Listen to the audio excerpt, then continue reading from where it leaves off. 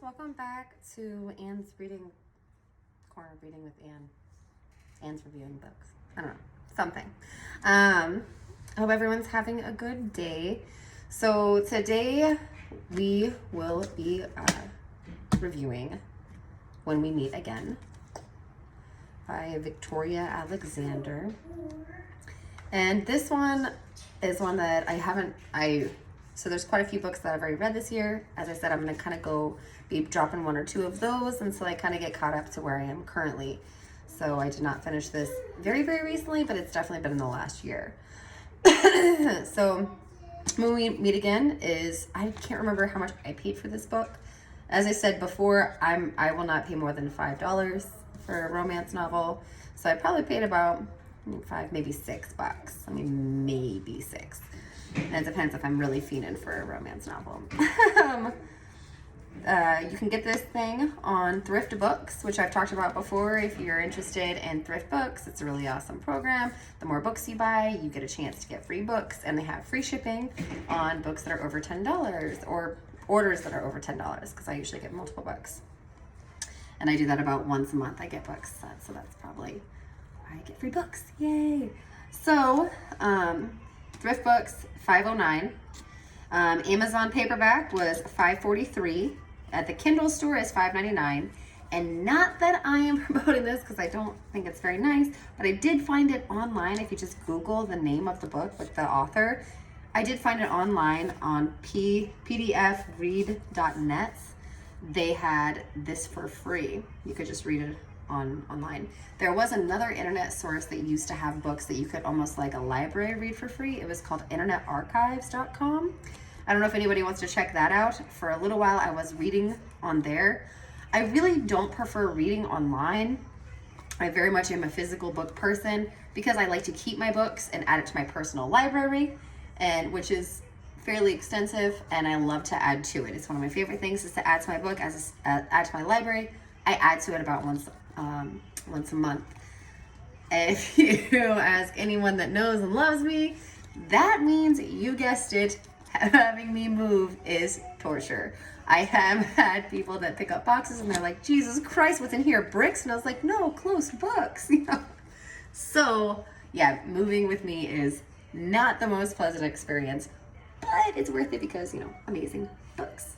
So I had someone suggest that I read the synopsis in the back of the book, and instead of trying to remember exactly what happens, because I guess I pieced it together pretty poorly, and then just give a review of what I think of the characters. So I'm gonna give that a try. If that's not something that's pleasurable or if it's boring, just kind of let me know and I can do something else.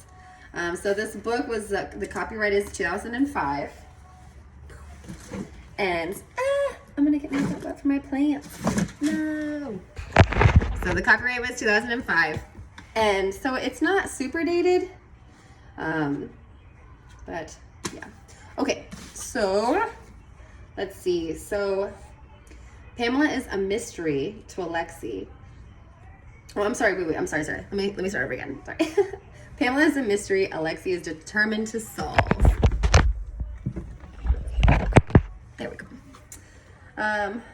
Prince Alexei of Avalonia is a master of the art of seduction, but when a mysterious young woman he meets at a masked ball spends the night in his bed, he finds he is touched in ways he cannot forget. Still, he wonders if she was real or a dream spun of moonlight. Alexei might well be a temptation Pamela cannot resist. And Miss Pamela Effington is no dream. Certainly succumbing to the prince's seduction was madness. Now she's come to her senses, and is thankfully their paths will never cross again. Even if they do, he had never truly seen her face.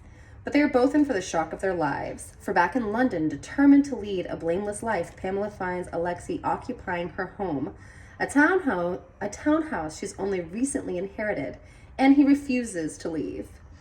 A famed courtship seems an excellent idea, and soon the mystery and temptation begin all over again. So I think what that doesn't tell you is that, so they do this like at the beginning, the very beginning, so it's not like spoilers or anything. They go to like a masked ball and he doesn't know it's her. So through the book, she knows it's him, but he doesn't know it's her. So the book was really cute. I found their little banter back and forth rather endearing. So it has that initial like, I hate you. And so they're like kind of, you know, fighting with each other and like rah, rah, rah. And, you know, I find her rather witty. But it's definitely very romance, like typical romance novel stuff. It's not what I would think is like, you know, I'm assuming like amazing literature. I just find it endearing and kind of Sound of Music-ish, you know, whenever they first meet each other and they're kind of fighting with each other. And then, like when she blows the whistle and she's like, what's your call or whatever. So just kind of like that. And I think that's adorable. I love the little fighting back and forth. And then I love it whenever they, you know, of course they fall in love and all that jazz. So in this book, there is some of that. And like I said, I personally enjoy that. I found the characters really fun. And I really liked the story that they had of him trying to figure it out. And she like nervous that he's going to figure it out, but he doesn't figure it out, you know, like, so I think that's fun, a fun play there. And I love the fact that they're both kind of occupying the same place and they would have never thought to meet again. So as for the steamy stuff, like you know, intimacy, it's light. It's a little more, or it's about the same as Nora Roberts, I feel like, level, but it's definitely not 50 Shades. So if that's, you know, if that's something that you're concerned with, I wouldn't worry about that with this one. But like I said, sometimes I really enjoy it whenever it doesn't have it. And if it does, it doesn't, I'm cool either way. But this one does not have a ton of that steamy stuff. And I think that's totally fine for me because I enjoyed their banter mostly, I think. And there are some secondary characters that I think also help play and kind of, you know, flesh out the story. I don't think that this is, I wasn't surprised by it. Like if you're looking for a good old, just regular romance novel, something to expect, you know, like the normal of what you would expect, this is a good one. Like it's really good. It's really what you would think of whenever you think of romance novels or whatever. Not like the Nora Roberts where there's extra like mystery and intrigue in there. There's really, I mean, I guess a little bit, but it's all with the romance novel. So if you're just looking for a really good, fun romance novel, this is it. As I said, you can find it online for free. But I do love authors and I support what they do. And that's got to be an amazingly difficult, you know, thing to do. And I hope that it never comes across in any of my reviews in any way, shape, or form that I'm misusing authors. I do keep in mind that they're people, you know, and so hopefully I'm kind in my review, but honest. And I think that they would appreciate that. So like the book, but I don't. And it would definitely get a sticker. I would read it again. It's a really wholesome, fun one to read. It would get a sticker. Some of the older ones that I read earlier in the year is before I started doing my sticker program. And that is merely because as I was going through reading my library, sometimes I couldn't remember if I had read my book recently. And in order for me to count it as read, I have to read it recently. So I would definitely give this one a sticker, and it was super fun. So I hope that was helpful. As I said, if there's anything that you would like to see or change or anything like that, please send me a message or a comment. A comment. And yeah, I hope everybody has a good week.